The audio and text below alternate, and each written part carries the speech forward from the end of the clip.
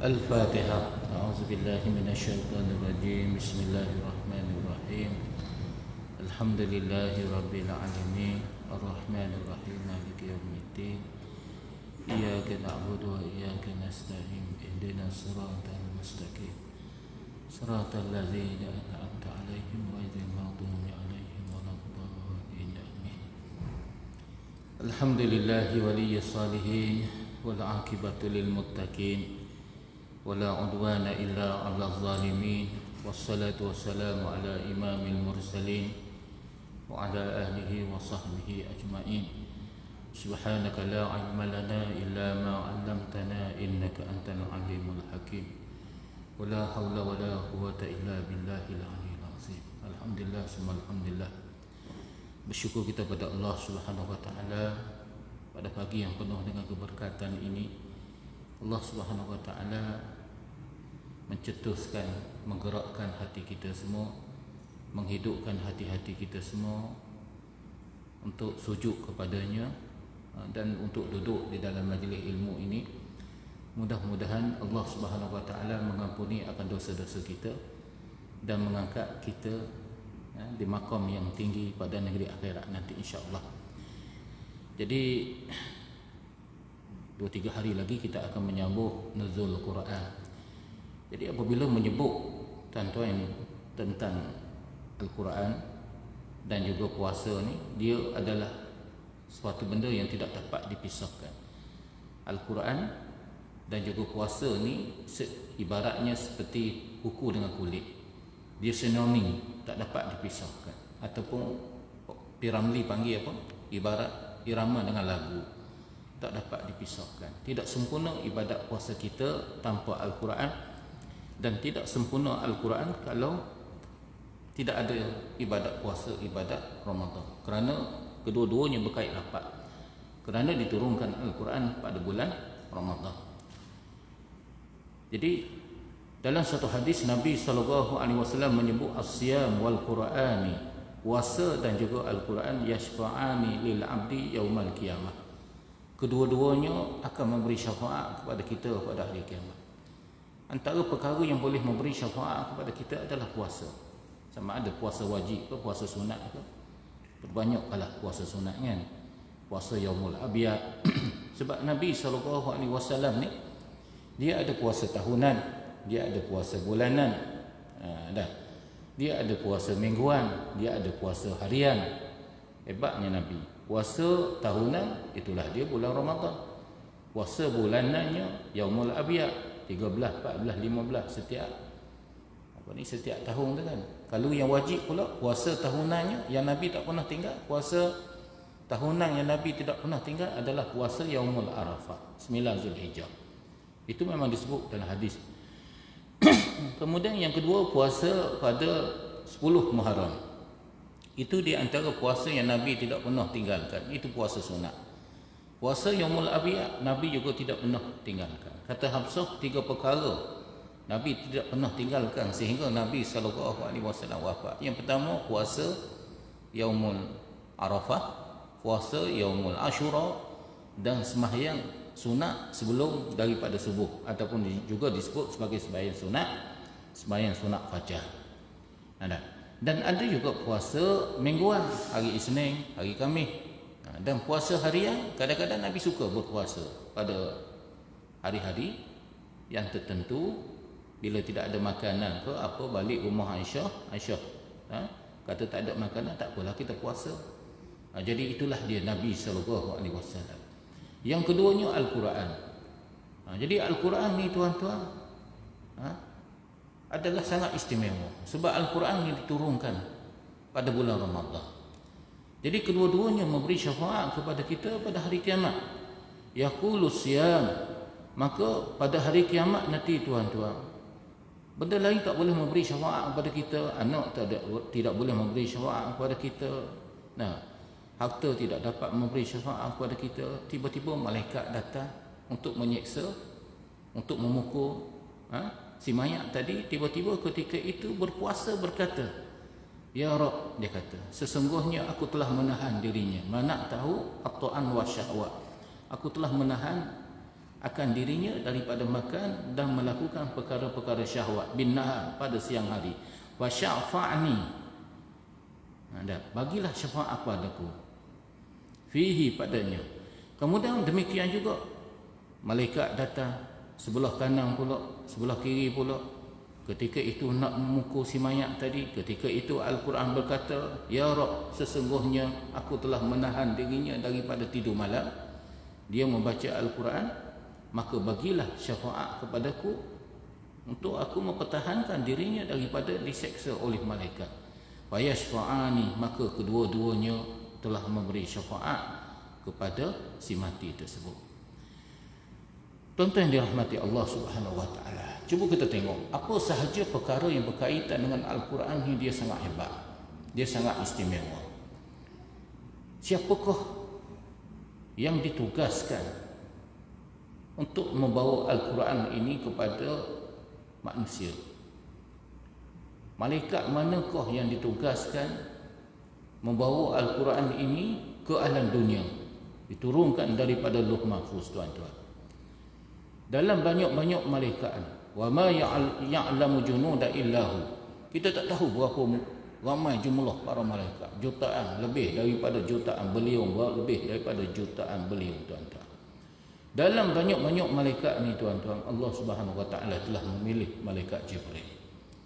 Nazala Jibril bil Quran, maka Allah telah memilih malaikat Jibril untuk membawa Al-Quran.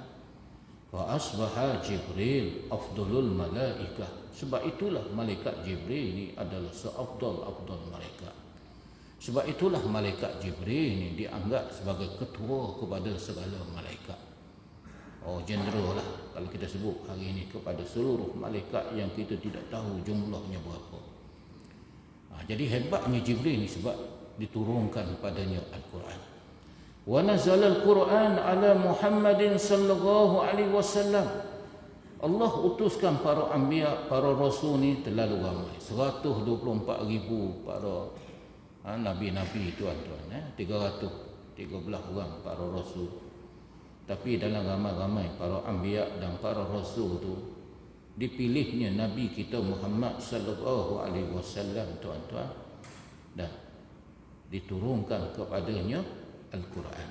Wa asbaha fasara Muhammad sayyidul khuluq, maka jadilah Nabi kita sallallahu alaihi wasallam penghulu kepada segala nabi. Khatimul anbiya, maka jadilah Nabi kita sallallahu alaihi wasallam sebagai khatimul anbiya, sebagai pengakhir kepada segala nabi. Sebab apa Nabi sallallahu alaihi wasallam ni, tuan-tuan, penghulu kepada segala nabi? Khatimul anbiya, sebagai nabi yang terakhir kerana diturunkan padanya Al-Quran. Apa sahaja berkaitan dengan Al-Quran, dia akan menjadi hebat. Malaikat Jibril jadi hebat sebab diturunkan Al-Quran melalui beliau kepada kita ni, kepada dunia ni, kepada Muhammad. Dalam banyak-banyak nabi, kenapa Nabi sallallahu alaihi wasallam sebaik-baik makhluk, sebagai khatimul anbiya? Kerana sesungguhnya diturunkan Al-Quran kepada Nabi kita Muhammad, tidak kepada nabi-nabi yang lain. Wa ja'al Quran ila ummati Muhammad, maka dalam banyak-banyak umat ni, sejak daripada zaman Nabi Adam sampailah ke zaman Nabi kita Muhammad, berapa beliau manusia, tuan-tuan, manusia yang ada di atas muka bumi ini. Sedangkan Bani Israel itu, tuan-tuan, berapa ratus tahu, berapa ribu tahun memerintah. Semua kebanyakan para anbiya ni, tuan-tuan, adalah terdiri daripada Bani Israel. Sehingga lebih daripada 55 orang para anbiya ni sahaja, tuan-tuan, adalah daripada Bani Israel, kata Ibn Katsir. Dan kebanyakan para anbiya ni memang diutuskan di bumi Palestin, di bumi Syam, di bumi Syria lah. Nah, tuan-tuan bilanglah. Nah, bermula daripada Nabi apa? Nabi Ishaq, Nabi Ya'qub. Bermula daripada Bani Israel, Nabi Ishaq lah. Nabi Ya'qub, anak kepada Nabi Ibrahim. Nabi Ishaq, Nabi Ya'qub, Nabi Yusuf. Itu keturunan daripada Nabi Ishaq, Nabi Ya'qub, Nabi Yusuf tu, tuan-tuan, lahirnya para anbiya yang begitu ramai. Nabi Zulkifli, Nabi Yahya, Nabi Zakaria, Nabi Yusa, Ilyasnya. Semuanya Bani Israel. Maknanya berapa ribu tahun tu. Berapa ribu tahun. Sejarah telah membuktikan bahawa Bani Israel ini memerintah dunia, tuan-tuan, hampir 2000 tahun. 2000 tahun memerintah dunia ni, tuan-tuan. Ramainya para anbiya diutuskan kepada mereka, tetapi diturunkan Al-Quran bukan kepada Bani Israel, bukan kepada kaum Nabi Lut, bukan kepada kaum Nabi Saleh, bukan kepada kaum Nabi-Nabi yang lain, Nabi Isa ke, tetapi diturunkan Al-Quran kepada ummatin Muhammad, ila ummatin Muhammad sallallahu alaihi wasallam, kepada umat Nabi Muhammad sallallahu alaihi wasallam. وجاء القرآن إلى أمة محمد صلى الله عليه وسلم فأصبحت أمة محمد خير الأمة. Maka diturunkan Al-Quran kepada, dipilihnya Al-Quran ini diturunkan kepada umat Nabi Muhammad sallallahu alaihi wasallam. Kitalah, tuan-tuan, umat Nabi Muhammad sallallahu alaihi wasallam. Fa asbahat, maka jadilah ummatun Muhammad, umat Muhammad kita ni semua, tuan-tuan, khairul ummah, sebaik-baik ummah, ukhrijat linnas, yang dikeluarkan kepada manusia. Jadi mulianya kita ni, tuan-tuan, Allah pilih kita umat Nabi Muhammad ini di kalangan seluruh umat-umat yang lain, dikeluarkan untuk manusia, untuk menyeru manusia melakukan kebaikan dan mencegah manusia daripada melakukan kemungkaran. Wa tu'minuna billah, dan beriman kepada Allah, kerana dipilih, diturunkan padanya Al-Quran. Sedangkan umat manusia ni berapa beliau, berapa juta manusia, tuan-tuan. Maka jadilah kita the best of human, sebaik-baik manusia yang dikeluarkan oleh Allah Subhanahu wa taala, yang telah dipilih oleh Allah Subhanahu wa taala di dunia ini. Tidak berbanggakah kita, tuan-tuan, menjadi umat Nabi Muhammad sallallahu alaihi wasallam? Tidak berbanggakah kita, tuan-tuan, kita telah dipilih sebagai sebaik-baik umat? Kenapa kita telah dipilih sebagai sebaik-baik umat? Kenapa kita dipilih, tuan-tuan, sebagai umat Nabi Muhammad? Kerana Al-Quran lah.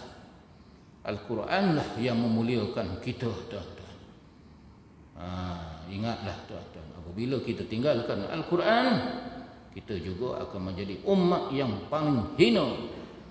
Apabila kita berpegang dengan Al-Quran, kita akan menjadi umat yang paling hebat, kerana Allah telah memilih kita menjadi umat yang paling hebat kerana Al-Quran. Sebab itu jangan sekali-kali kita tinggalkan Al-Quran, tuan-tuan. Wa nazala al-Quran fi syahri Ramadan wa asbaha Ramadan khairus syuhur. Dalam banyak-banyak bulan, 12 bulan semua sekali, kan?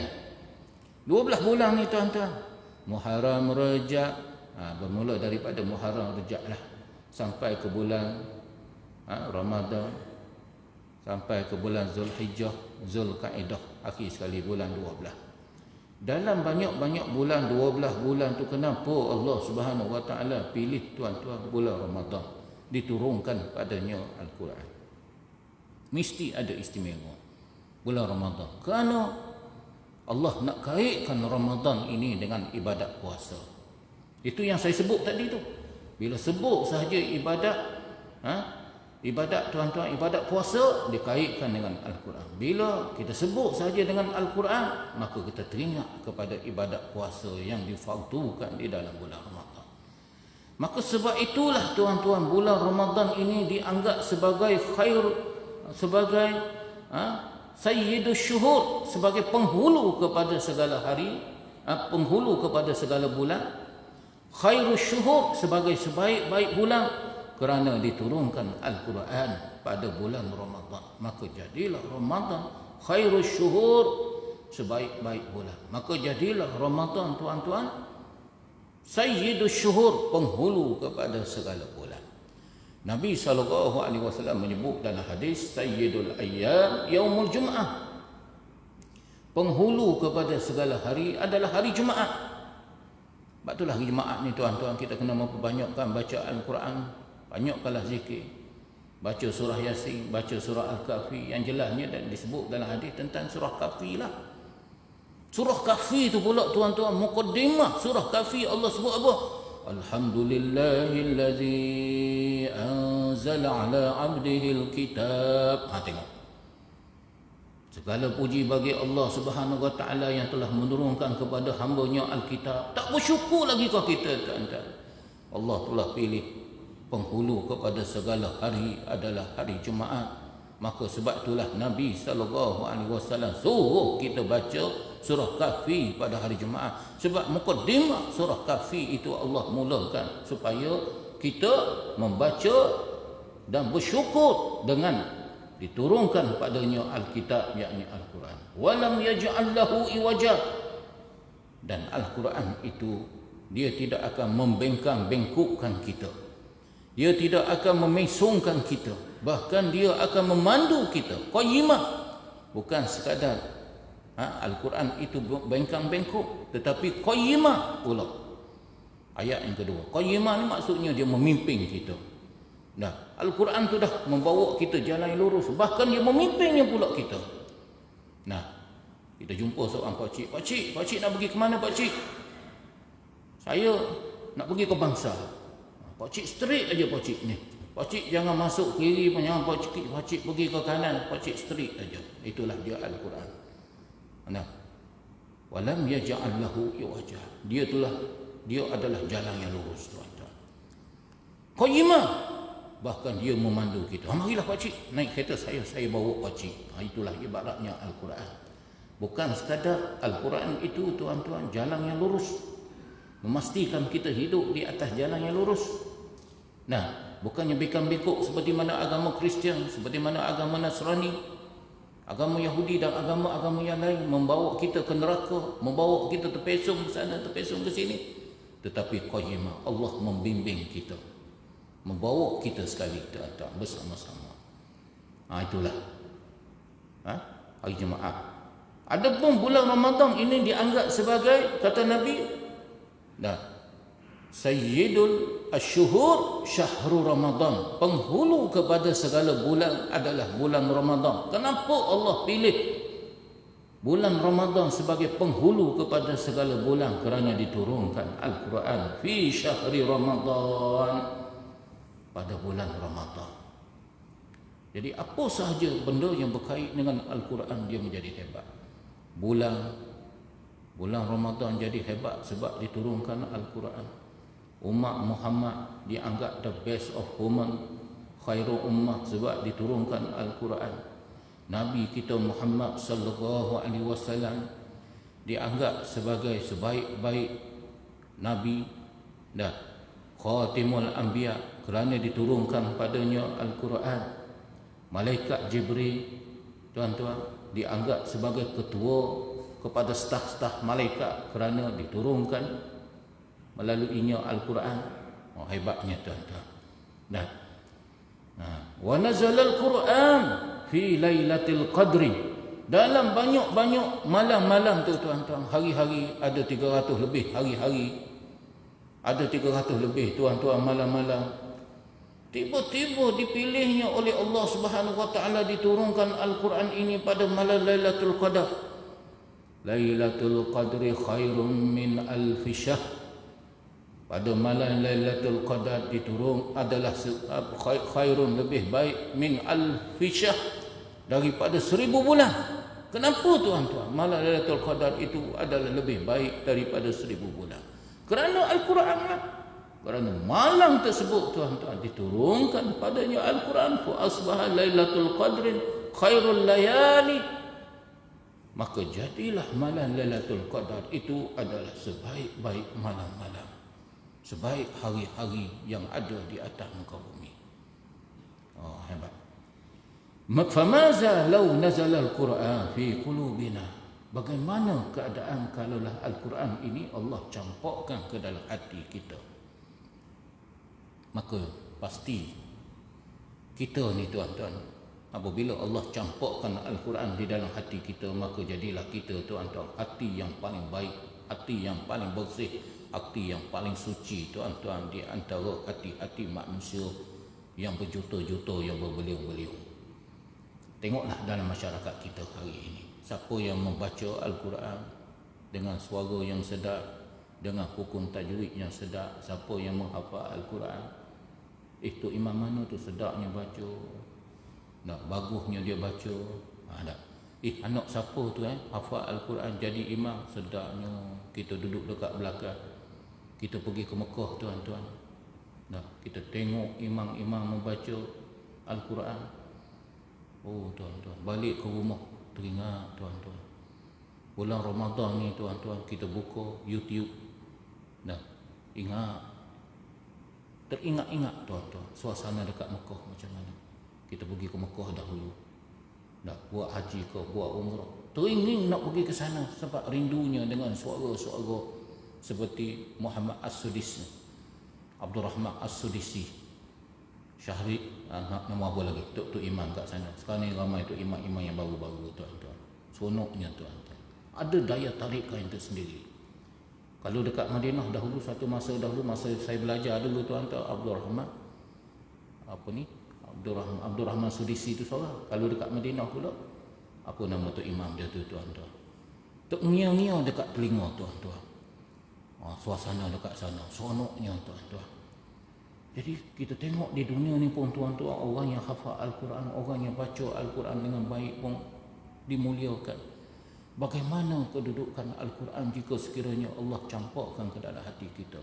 Bagaimana orang yang Allah Subhanahu Wa Taala muliakan dengan Al-Quran ini pada hari kiamat nanti? Di dunia pun kita telah dimuliakan kerana Al-Quran. Bagaimana negeri akhirat nanti tuan-tuan?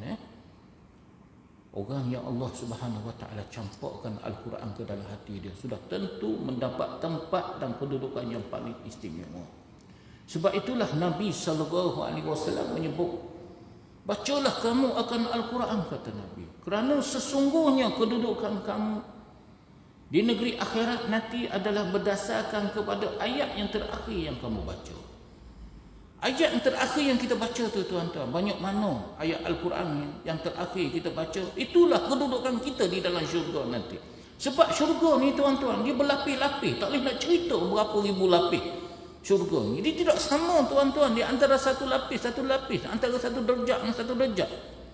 Jadi di antara penilaian utama manusia pada hari kiamat nanti di dalam syurga adalah berdasarkan kepada kedudukan kita ni.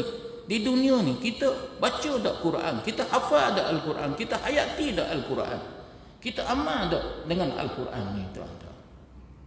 Jadi itulah kedudukan kita. Bayangkan di saat terakhir ketika mana kita mati itu tuan-tuan, berapa kali kita khatam Al-Quran, berapa kali kita hayati Al-Quran. Itulah kedudukan terakhir kita di negeri akhirat nanti, di dalam syurga, di sisi Allah Subhanahu Wa Taala. Sebab itulah tuan-tuan, betapa rapatnya kita dengan seseorang, betapa rapatnya kita dengan harta, betapa rapatnya kita dengan ibu bapa, betapa rapatnya kita dengan suami dan isteri, dengan anak-anak. Akhirnya kita akan berpisah. Tetapi jika kita rapat dengan Al-Quran, dia akan tetap bersama dengan kita start daripada kita mati sampailah kita dibangkitkan, masuk ke dalam syurga. Start kita duduk dalam kubur tu tuan-tuan, sehinggalah kita dimasukkan ke dalam syurga. Dia akan mendampingi kita, dia akan bersama dengan kita. Tak ada dah harta yang paling bernilai bagi kita ni tuan-tuan, bukannya dunia, bukannya duit tuan-tuan yang akan membahagiakan kita di dalam kubur. Boleh tak kita bawa duit masuk dalam kubur berjuta-juta, nak bagi rasuah kepada malaikat, malaikat jangan pukul aku, ni duit ni ambil lah 5 juta. Tak ada dah tuan-tuan. Al-Quran, hebatnya Quran ni tuan-tuan. Ada Sayyidina Uthman bin Affan, di antara sahabat Nabi, di antara menantu Nabi SAW yang paling zuhud tuan-tuan. Dia ni sentiasa baca Al-Quran dan sentiasa mulazamah dengan Al-Quran, maknanya sentiasa tidak berpisah dengan Al-Quran. Di saat ketika mana dia mati itu tuan-tuan, dia sedang membaca Al-Quran. Maka ketika mana para pemberontak yang terdiri daripada macam-macam lah, ada Khawarij lah, ada macam-macam. Sebab pemberontak ni tuan-tuan kita tak tahu asal usulnya macam mana tuan-tuan. Sikit saja pencetusannya, tetap puas hati dengan pemerintahan Sayyidina Uthman ni tuan-tuan, diapi-apikan oleh pihak-pihak musuh, oleh golongan-golongan munafik, Abdullah bin Ubay dan seumpamanya, sehinggalah mereka serbu rumah Saidina Osman ketika itu, istana Saidina Osman ketika itu, dan mereka telah membunuh Saidina Osman ketika itu. Saidina Osman sedang membaca Al-Quran. Al-Quran yang terakhir yang dibaca oleh Saidina Osman tu, yang berlumuran dengan darah Saidina Osman tu, masih ada sampai ke sekarang. Tak silap saya ada dekat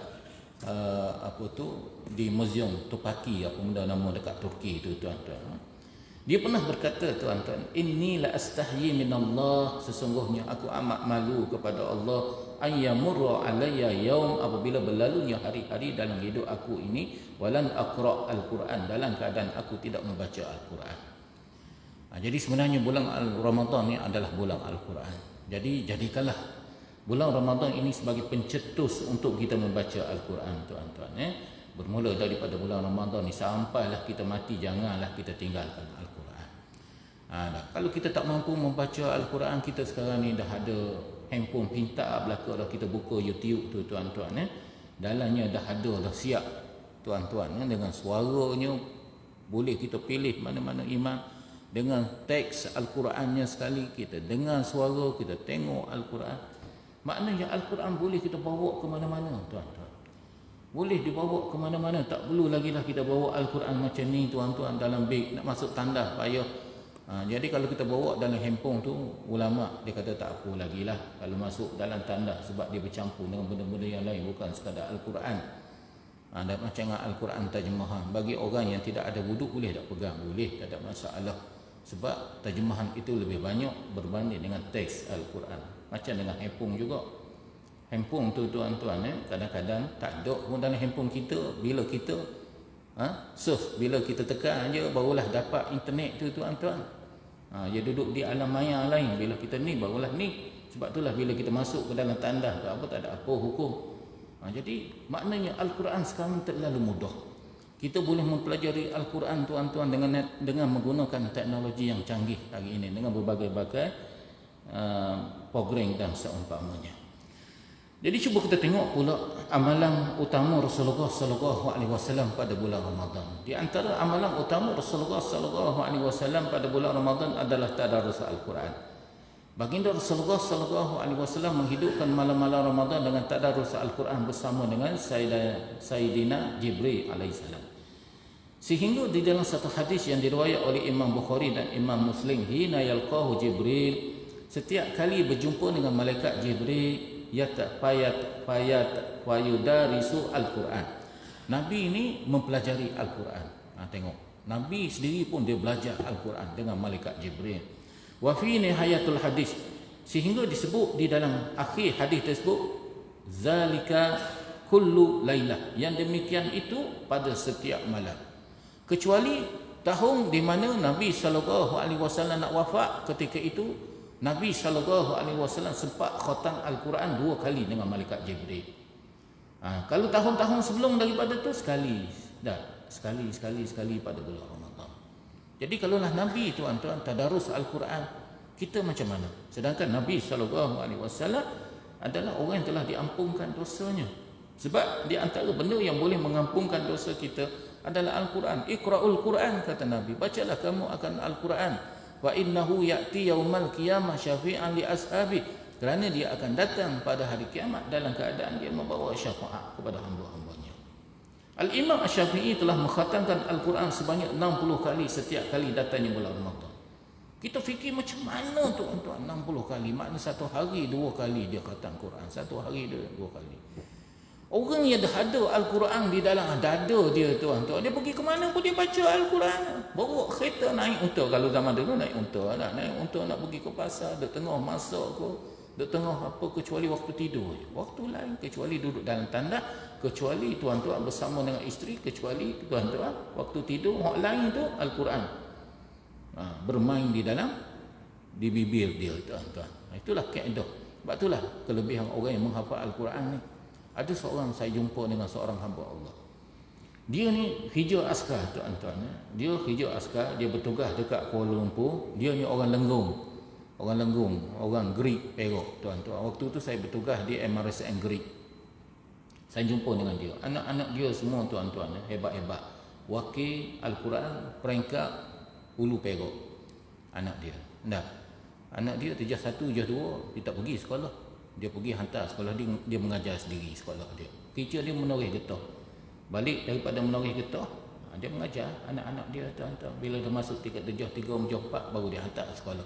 Dia nak perhabis Al-Quran dahulu. Hebatnya dia ni. Saya tanya dia macam mana dia boleh Al-Quran. Dia kata sejak daripada dia bertugas dekat Kuala Lumpur tu, dekat Masjid Negara tu ada seorang ustaz namanya Syekh Mahmud. Ustaz Mahmud lah, mungkin kita kenal lah. Saya pun pernah jumpa dengan dia. Dia ni mengajar Al-Quran. Saya ni daripada buta huruf, saya dapat Al-Quran daripada beliau. Entah macam mana Tuhan buka hati saya. Apabila saya belajar Al-Quran dengan dia, sehinggalah saya menghafal Al-Quran. Daripada buta huruf, saya belajar Al-Quran dengan dia, sehinggalah saya ni boleh menghafal Al-Quran. Jadi macam mana saya menghafal Al-Quran? Dia kata setiap hari saya memperuntukkan 2-3 jam untuk membaca dan menghafal Al-Quran. Dan kerja saya menoreh. Setiap hari saya pergi menoreh daripada pukul 7 pagi sampai ke pukul 11 pagi tu, saya baca Al-Quran. Di tengah menoreh tu, daripada satu pokok ke satu pokok, saya baca Al-Quran. Bila saya terlupa Al-Quran yang saya baca di tengah menoreh tu, saya akan buka Al-Quran di dalam poket, berhenti sekejap menoreh, tengok balik Al-Quran, letak balik Al-Quran, menoreh pula tuan-tuan, daripada satu pokok ke satu pokok. Bayangkan tuan-tuan, kebun dia lebih kurang, dia kata 3 ekar tu dapat 3-4 juzuk Al-Quran satu hari. Dia dapat Al-Quran, dia dapat ulang balik Al-Quran. Jadi saya teringat tuan-tuan, cerita ini apabila kita baca kisah Imam Asy-Syafi'i, macam mana Imam Syafi'i ni boleh khatam Al-Quran 2 kali sehari. 2 kali sehari khatam Al-Quran 30 juzuk, 60 kali sepanjang bulan Ramadan. Itulah kaedahnya. Kemana kita pergi tuan-tuan? Bila dah Al-Quran ni berada dalam dada kita, kita akan baca. Kita akan dapat hafal. Itu kelebihan orang yang menghafal Al-Quran. Imam Ahmad akan menutup buku-buku dengan maksud tidak lagi mentalaah buku dan menumpukan kepada Al-Quran dan ibadat lain pada bulan Ramadan. Tak ada dah mengajar bulan Ramadan ni dah. Kalau sebelum ni satu hari dia mengajar tuan-tuan, dia tutup kitab. Hari ini kita fokuskan kepada Al-Quran. Mari kita tadarus Al-Quran, mari kita mendalami ilmu Al-Quran dan buat ibadat pada bulan Ramadan. Bab fiqh ke bab apa tak ada dah. Dia fokuskan kepada ilmu Al-Quran, ilmu tafsir, tadarus Quran, baca Al-Quran dan ibadat-ibadat pada bulan Ramadan. Dan setiap kali dia menjadi imam, diriwayatkan apabila beliau menjadi imam dan juga beliau sembahyang seorang diri di waktu malam, yakni qiyamul lail, dia akan membaca Al-Quran sebanyak 300 rakaat. Selepas daripada dia menjadi imam di masjid, dia sambung pula qiyamul lail dia tu tuan-tuan. Cukup satu malam 300 rakaat. Dalam 300 rakaat tu tuan-tuan, dia dapat khatamkan Al-Quran sekali.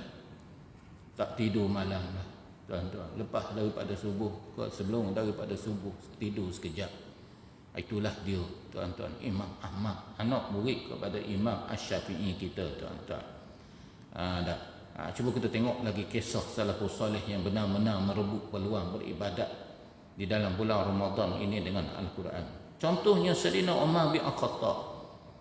Ketika mana di zaman pemerintahan beliau telah mewajibkan ataupun beliau telah mengarahkan semua masjid-masjid, semua imam-imam buat sembahyang sunat tarawih 20 rakaat.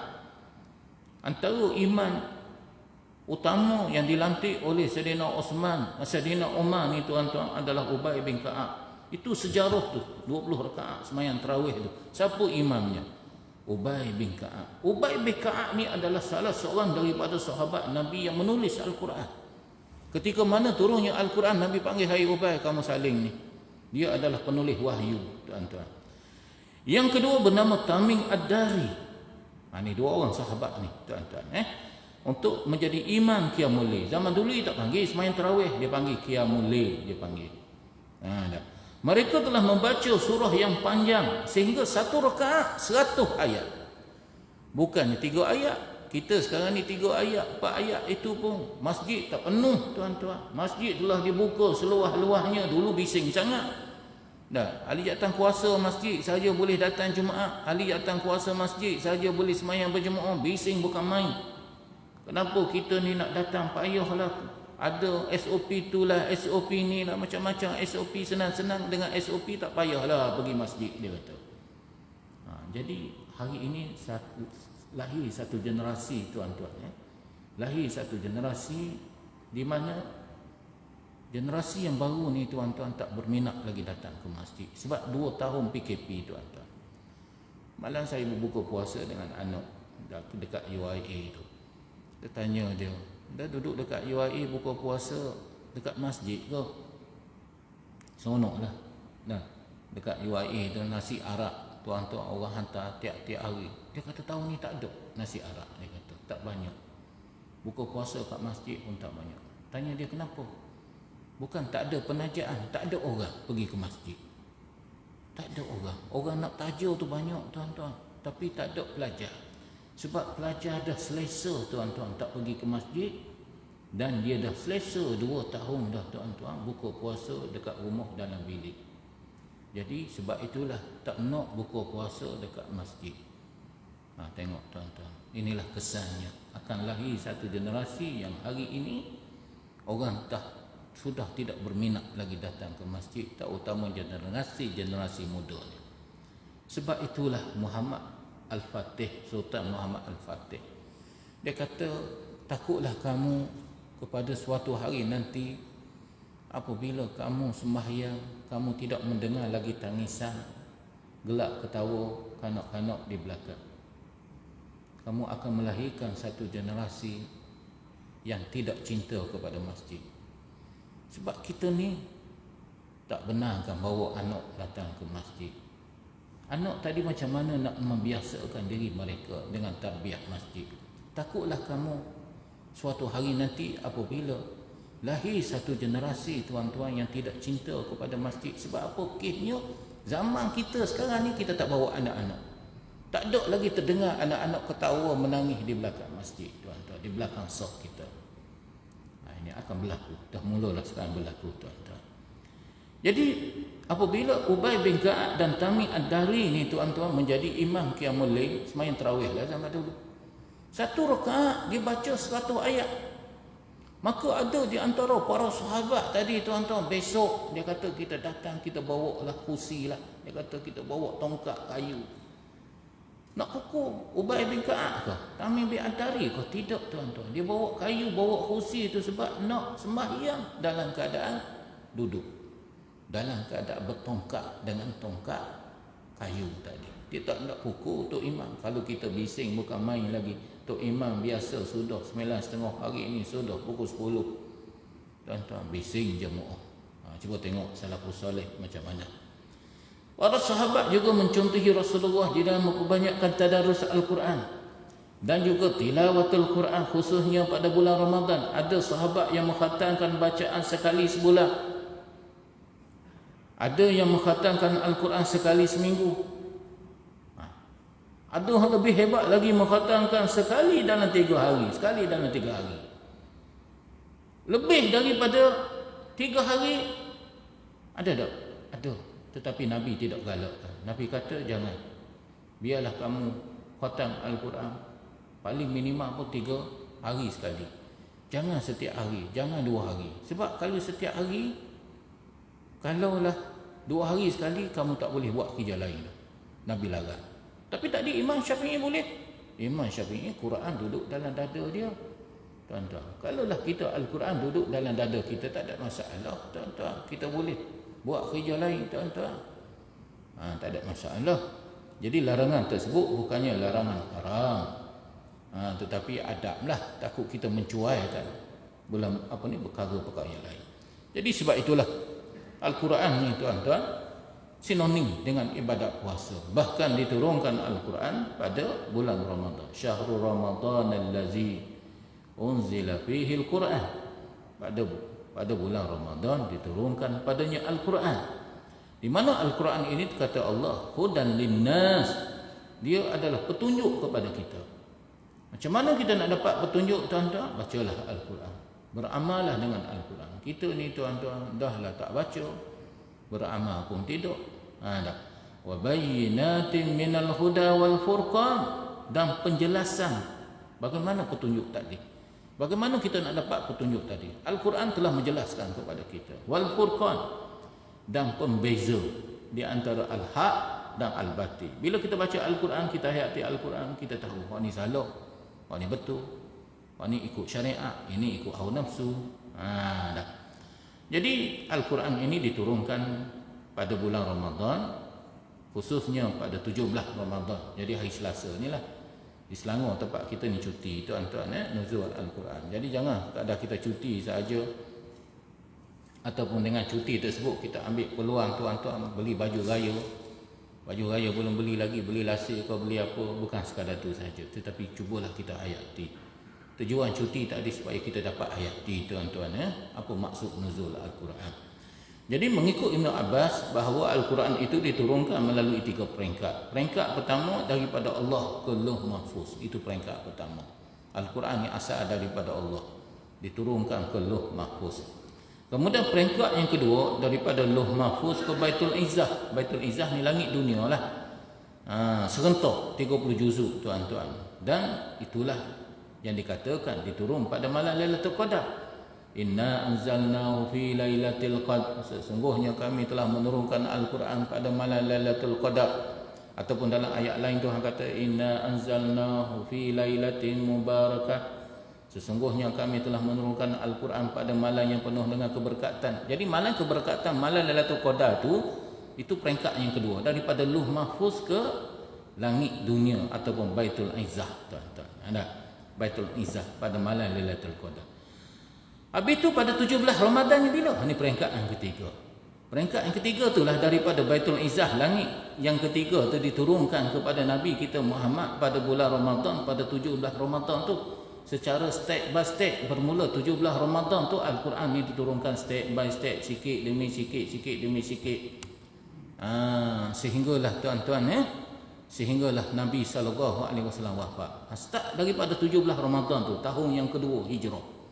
Bermula dengan 17 Ramadan tahun yang kedua Hijrah, maka diturunkanlah Al-Quran sikit demi sikit, sikit demi sikit, sikit demi sikit, sehinggalah Nabi SAW wafat. Bila? Peringkat yang ketiga. Jadi kenapa kita tidak memperingati nuzul Al-Quran? Itu peringkat yang pertama yang diturunkan daripada Allah ke Lauh Mahfuz. Jadi kata ulama, kalau kita memperingati nuzul Al-Quran peringkat pertama tak ada makna. Kenapa juga kita tidak memperingati nuzul Al-Quran peringkat yang kedua daripada Lauh Mahfuz ke Baitul Izzah pada malam Lailatul Qadar? Juga tidak ada makna tuan-tuan, sebab Al-Quran masih lagi duduk di Baitul Izzah, belum lagi diturunkan kepada dunia ni. Tetapi kita telah memperingati nuzul Al-Quran pada 17 Ramadan tu tuan-tuan, sebab Al-Quran yang pertama yang diturunnya adalah Iqra bismi rabbikal ladzi khalaq tu tuan-tuan. Ketika itu Nabi berumur 40 tahun lebih sikit-sikit. Itulah ayat yang pertama itu turun. Sebab bermulanya turun 17 Ramadan tu tuan-tuan, ayat yang kedua itu, maka dunia yang gelap, dunia yang penuh dengan kezaliman, dunia yang penuh dengan jahiliah ni bertukar menjadi bumi yang bercahaya. Masyarakat Arab yang tidak bertamadun bertukar menjadi manusia yang bertamadun. Kita dahulu pun tuan-tuan, dengan turunnya Al-Quran, dengan datangnya Islam, kita dahulu agama Hindu, agama Buddha menjadi umat yang hebat, sehingga menjadi pedagang, sehingga menjadi penakluk di Nusantara kita ni tuan-tuan, peneroka, pedagang, sampailah kita ni berdagang, pergi ke Mesir, pergi ke mana, pergilah ke mana tuan-tuan, dengan sebab Al-Quran inilah. Jadi Al-Quran ini telah mengubah dunia. Sebab itulah kita memperingati Al-Quran pada 17 Ramadan. Setiap tahun bulan Ramadan, 17 Ramadan kita memperingati nuzul Al-Quran, sebab ayat yang pertama turunnya adalah Iqra bismi rabbikal ladzi khalaq, diturunkan tuan-tuan pada 17 Ramadan, dan malam tu pula kebetulannya malam Jumaat. Dan Nabi ketika itu berumur 40 tahun nak masuk 41 tahun. Iqra bismi rabbikal ladzi khalaq, bacalah wahai Muhammad dengan nama Tuhan kamu yang telah menciptakan kamu. Khalaqal insana min 'alaq, yang telah menciptakan kamu daripada alaq, daripada segumpal darah. Nah, Iqra wa rabbukal akram, bacalah wahai Muhammad dengan nama Tuhan kamu yang memuliakan. Allazi 'allama bil qalam, yang telah mengajar manusia melalui perantaraan al-qalam. 'Allamal insana ma lam ya'lam, yang telah mengajar manusia daripada benda yang tidak tahu kepada benda yang tahu. Jadi perkataan Iqra tu sangat besar maknanya. Iqra ni maksudnya bukan sekadar baca, tetapi juga dengan makna menulis, dengan makna research, buat kajian, dengan makna berfikir, dengan makna ulu albab, macam-macam. Jadi manusia ni menjadi maju, nah, dengan Iqra dan juga dengan perantaraan al-qalam. Nah, jadi sebab itulah tuan-tuan, kita hari ini hendaklah mengkaji Al-Quran, ilmu-ilmu Al-Quran. Jangan kita malah mengkaji, jangan kita malah nak belajar, tuan-tuan. Ada ayat yang pertama yang diturunkan ke dunia ini, tuan-tuan, yang menjadikan dunia ini yang gelap gelita, yang jahiliah pun dimulakan dengan membaca dengan nama Allah Subhanahu Wa Taala. Jadi ketika Rasulullah sallallahu alaihi wasallam, tuan-tuan, diangkat menjadi nabi dan rasul, Allah telah menurunkan kepada baginda Rasulullah sallallahu alaihi wasallam 5 ayat pertama tadilah. Itulah dia pada malam Jumaat tadi 17 Ramadan. Jadi ayat-ayat yang kita baca sebentar tadi surah Al-Alaq tu, Iqra bismi rabbikal ladzi khalaq. 5 ayat tu je mula-mula. Jadi surah Al-Alaq tu kan dia banyak ayat, tapi hok mula-mula turunnya 5 ayat tu. Ayat-ayat lain tu turun waktu lain, tuan-tuan. Jadi daripada 5 ayat tersebut perlu kita faham. Inilah dia, tuan-tuan, 5 ayat ini adalah sumber akidah kita bagi orang Islam. Sumber akidah kita orang Islam adalah Allah Subhanahu Wa Taala. Ilmu itu sendiri adalah datang daripada Allah Subhanahu Wa Taala. Daripada ayat Iqra bismi rabbikal ladzi khalaq yang kita baca tadi juga menceritakan tentang sumber penciptaan manusia. Manusia ni datang daripada mana? Daripada Allah lah. Allah Subhanahu Wa Taala pencipta manusia. Alam ini juga adalah diciptakan oleh Allah Subhanahu Wa Taala. Kemudian Allah menceritakan juga tentang sumber ilmu. Sumber ilmu ni Allah Subhanahu Wa Taala, daripada Allah. Jangan kita berbanggalah, tuan-tuan. Semua ilmu ni datang daripada Allah. Nah, Tuhan bagi sikit saja kepada kita ilmu ni, tuan-tuan. Jadi manusia adalah makhluk yang tidak tahu asalnya. Nah, 'allamal insana ma lam ya'lam. Tetapi menjadi tahu dengan izin Allah, dengan usaha kita. Sebab itulah kita kena usaha sedikit. Nah, sebab itulah orang Talib Barat ke, orang Barat ke, orang Jepun ke, orang Amerika ke, orang Cina ke, dia lebih tahu daripada kita. Dia dapat menguasai ilmu-ilmu sebab dia suka membaca, mengkaji. Cuma dia tidak jumpa pencipta Allah. Jadi kita ni ilmu bagi kita ni, tuan-tuan, dia kena kombinasi di antara beriman, antara akidah dengan ilmu. Tak boleh pisahkan, tak boleh kita sekularkan ilmu ini, tuan-tuan. Ambil ilmu sahaja, akidahnya kita buat, sumbernya kita buat, tak boleh. Kedua-duanya sekali perlu kita kombinasikan sekali, tuan-tuan. Jadi makna kita memperingati Al-Quran, nuzul Al-Quran, di mana sambutan nuzul Al-Quran adalah bertujuan untuk mengingatkan kita tentang Al-Quran yang merupakan sumber kehidupan kita. Sumber kehidupan kita sebagai seorang Muslim. Ia bukan sekadar kitab yang dibaca untuk meraih ganjaran dan pahala tilawah sahaja. Tetapi sebaliknya, lebih daripada itu adalah rujukan di dalam hidup kita, di dalam segenap aktiviti kehidupan kita. Kita baca pun tak, apatah lagi kita nak ambil panduan dan petunjuk daripada Al-Quran. Itu masalah kita ni, tuan-tuan. Jadi manusia hari ini, tuan-tuan, memerlukan kepada formula untuk menguruskan kehidupan kita. Apatah lagi hari ini berbagai-bagai konflik dengan ideologi yang sesat. Jadi Al-Quran sudah ada panduan untuk kita. Ambillah Al-Quran. Jadi hari ini manusia hidup di dunia ni bersilih berganti daripada satu generasi ke satu generasi, tuan-tuan. Banyak perkara yang perlu diurus, termasuklah konflik sesama manusia. Jadi sebab itulah manusia memerlukan satu formula, satu teori, satu kaedah untuk menguruskan kehidupan. Tetapi apakah panduan ataupun formula ataupun teori untuk menguruskan manusia tadi di dunia ini, tuan-tuan, yang semakin hari semakin kompleks, yang semakin hari semakin rumit, tuan-tuan. Bukannya akal. Kalau Barat, tuan-tuan, mereka ambil akal. Mereka ambil fahaman liberal, fahaman apa semua sekali daripada akal. Islam tidak, tuan-tuan. Akal manusia ni adalah benda anugerah daripada Allah. Tetapi kita kena ingat akal manusia ni terbatas. Jadi Islam juga mengiktiraf akal. Islam meletakkan akal sebagai pengukur kepada salah ataupun benarnya sesuatu. Tetapi tuan-tuan, akal manusia juga amat terbatas kemampuannya. Ada yang menilai benda tersebut baik, ada yang menilai benda tersebut buruk. Arak bagi contoh. Orang barat tuan-tuan menganggap bahawa arak tu tuan-tuan adalah benda yang memberi manfaat kepada mereka. Kita Islam tak ada.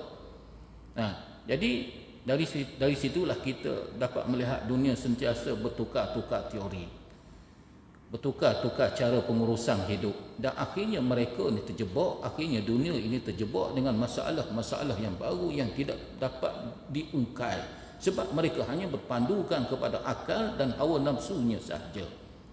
Dan oleh kerana itulah tuan-tuan, kalau kita lihat hari ini akal ni kalah dengan nafsu. Ini sebabnya hari ini kita tengok akal ni memang kalah dengan nafsu, akhirnya kebenaran menjadi sesuatu yang abstrak. Dinilai dengan rasa bukan dengan rasional, lalu ia menjadi kehidupan semakin tidak menentu dan akhirnya akan menimbulkan huru-hara.